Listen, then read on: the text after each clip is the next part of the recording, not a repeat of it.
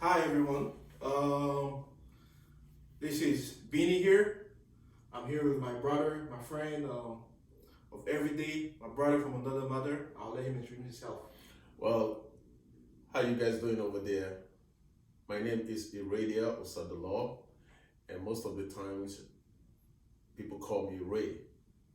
Ray is just like an abbreviation of Iradia, so don't get it confused. I prefer Ray because it's easier for people to pronounce. Thank you for having us here, and we are here to engage in some deep conversations, some type of conversations that it is very uncomfortable for normal people to engage in, Yep. to talk about. And we have brainstormed a lot. We usually have some deep conversation every now and then. So we decided to start this podcast for you guys to understand our thoughts, our views, and because of that, we named this podcast Middle Ground, the Middle Ground. What I would like to talk about is the current situation of religions being involved with politics. So I want to hear your take. Um, my concern is they have a very big influence when it comes to how people vote, how people respond to who they want to respond to. You know, so what is do you have any concern with religion being part of politics in getting more involved in politics and influencing policymakers and all those kind of stuff? Yes, I do have. That's actually really. I feel like one thing that colonization succeeded in Africa was using religions to appease people anger. So to the point that now no one, people, I feel like people are not able to use their brain and analyze the situation without using the religious channel. And it's impacting their life at so many different levels. It's also made them give up hope and feel like it's only religions that will save them. So as long as someone comes with some promises, I mean, you will see people, for example, you will see people day and night sleeping in church and back home, sleeping in the church. Yeah. Meanwhile, the guy graduated from college or university, he has a degree, and he kept saying, I don't have a job. But you are sleeping, the job is not by sleeping in the church. You know, I always have a little first personal mantra is help you and God will help you. Oh yes. In French, we say aide-toi et le ciel t'aidera. Everyone help those who help themselves. Yes. Basically. So if I'm looking for a job, I will have to put in the work. Wake up every morning. After doing my prayer, I take my resume, walk around the city, the town, knock on doors, all of that stuff. I mean, take step by step. I'll do my own, and then the rest will come. But I won't just sit and just look upon religion to fix it. So I feel like religion have impacted our people ability to own themselves, the ability to be perseverant when they are doing things. So when now you throw that into politics, it's even worse. It's even worse. Now people will start following each other because of religious belief and all that stuff. Meanwhile, you're in politics. You're trying to govern people. You'll be governing people that have various religious beliefs. You'll be governing Muslim. You'll be governing Christian. You'll be governing Buddhist. So you cannot use religion as a way to do politics. It's impossible unless you're gonna be creating a war after that. Right. That's my personal opinion. What about you? Well, from my experience, for the fact that as far as religion is concerned, is a big challenge because the way I look at things is there are reasons why you have multiple religions, different religions, whether it's Buddhist, Hindu, Muslims, Christian, and Judaism, and what have you. You know, there's always a reason for it. And the worst part of it is to think that yours is more superior than the others. You know, that just the wrong ways of looking at things. This my view.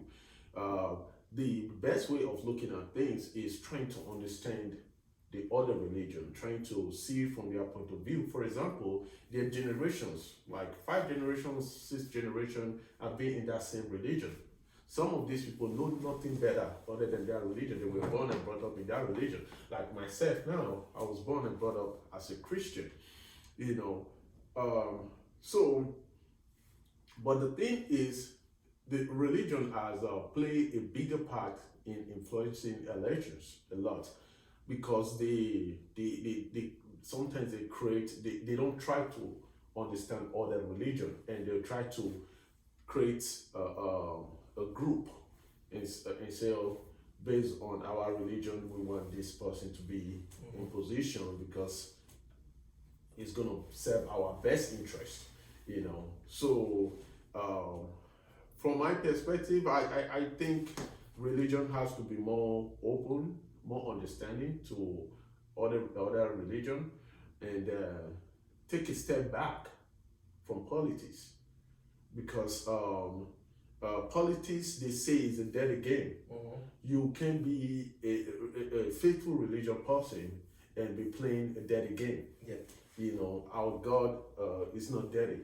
You know, so politics is a dirty game. It's a kind of a game that you maneuver at smart people, and it's corny, you know, basically. So being a faithful religious person and try to play a big role in politics, or try to say things in the house of God in order to make people vote for some certain people, I think that is totally going outside the boundary, outside the calling, you know, of God.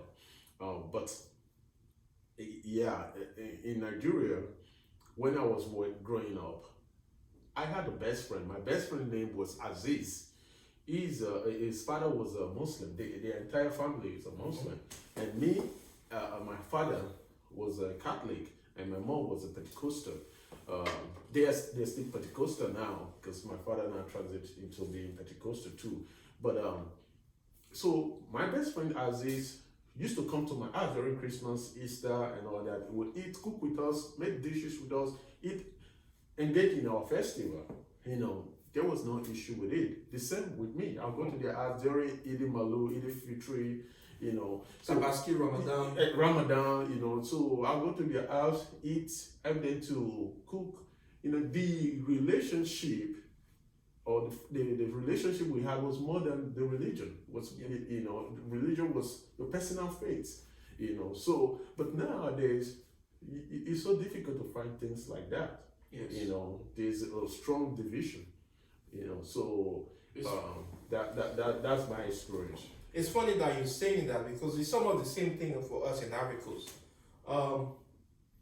You know, every year we have Ramadan, and we have Al-Kabi, whatever it was called. Eid Fitri, yep. You know. So Tabaski and Ramadan, those are the two biggest celebrations that we usually have there. I mean, like, I think it's before when they fast. It's Tabaski, right? Or is it Ramadan? But Ramadan is the fasting. Yeah. Yep. You will see the Muslim community. Like people that are not Muslim. I remember back then, my dad every Ramadan fasting before Ramadan. He's Muslim friendly. He will go buy food. He buy rice. He buy milk. He buy like things that they eat after fasting, and we go give it to their friend, because that's like tradition. You know. Same thing. So when Ramadan comes and they have to they meat the beef, the cow, they will give us meat too at the house. As a matter of fact, we go to their place and eat with them and all that stuff.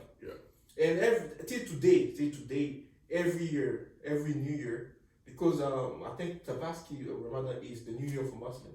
Yeah. One I of think it's them. the Ramadan because Ramadan is like the big one. But I'm not. Yeah, Don't take my word for it. exactly. One of them is like the New Year for them. So when the normal New Year happens, they will bring us food at the house too. When we celebrate New Year's, Christmas, they'll do the same. Yeah. And they'll do the same. So it has never been an issue. It's been polarized. In Africa, generally speaking, once you remove politics, people live happily in different religions. That's correct. But the second you start adding politics to the religious, Yeah. politics to the religion, that's when you start people antagonizing each other. Yeah. It's unfortunate. Yeah. But guess what? The reason why they have a strategy why they do that. They do that to have a base, to have a more population, because eventually population that wins the votes. Okay, so they have to put in all these things into it to create that division. Yeah. Because when they create that division, they do not have a larger population some way, So that's what politics is doing, and that is not right. Like we have our own traditions and traditional religion as well as where I come from, and we are one of the people that kept our history so much and our custom, culture and tradition. We kept it because we so much believe in it while we were growing up as from Benin. Yes, look on YouTube, Benin Kingdom, really fantastic history. I looked it up and I've never heard of it, but look, it's on YouTube. Maybe we put a link on our video, you will see it. Check below for the link on the Benin Kingdom. Fantastic history. I mean, between the time of colonization all the way till slavery and all that stuff, they're one of the fighters against colonization in Nigeria. Yeah. So just a quick note, yes, look up Benin Kingdom, the history of Benin, the Benin Empire. Do not mistake the Benin and the now Benin Republic, okay?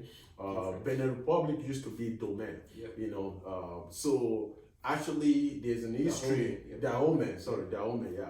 There's an history that says that it was people that moved from Benin that actually migrated to Dahomey, even as far as to Ghana, the Ga. Yeah. People of Ghana, they yeah. came from Benin City, which is also known as Benin Kingdom.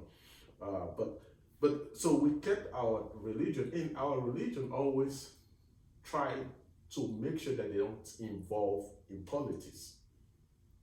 Now, this is not to say that the chief, there are some particular chief that they involve in politics, but the head, as our king, Omonobanodo, Ukwa Oba so does not involve getting into politics. All he always try to do to make sure there is peace, that whatever politics that is going on, it should not lead to violence and killing in his own wash. So that is all he does, So anybody that comes, he'll pray for them, say wish you well, but other than that, he cannot ever proclaim that, oh, this is my support to one person, or you people should vote for another person. So that's it. I think, yes, religion should try to take a step back a little bit. I think that will help the general public, that will help their families, because politics is causing division in the family as well. Yes. It's causing a lot of rift between neighbors. It has gone so bad that if your neighbor is supporting one person, you don't even want to talk to that person. It has even gone to the essence of wanting to even eliminate that person just because he's supporting one of your people that you don't like. Exactly. So. Thank you for watching this edition of The Middle Ground. Yep. Again, my name is Kwadwo Bimi, and I am Ray, Radios of the Lord. Thank you for having me. Thank you guys for watching. And like again. Yep, like and subscribe. This is our first podcast, vlogcast. Actually, not podcast, vlogcast. Yeah, it's called That's vlogcast. Yes. This is something new that we are learning. So we hope you enjoy, and stay tuned for more to come. Thank you. Yeah, keep strong, keep your distance, wear your mask. Yes, wear your damn mask. Wear the biggest mask ever you can find. Wear it. All right, bro. That was good. Yes.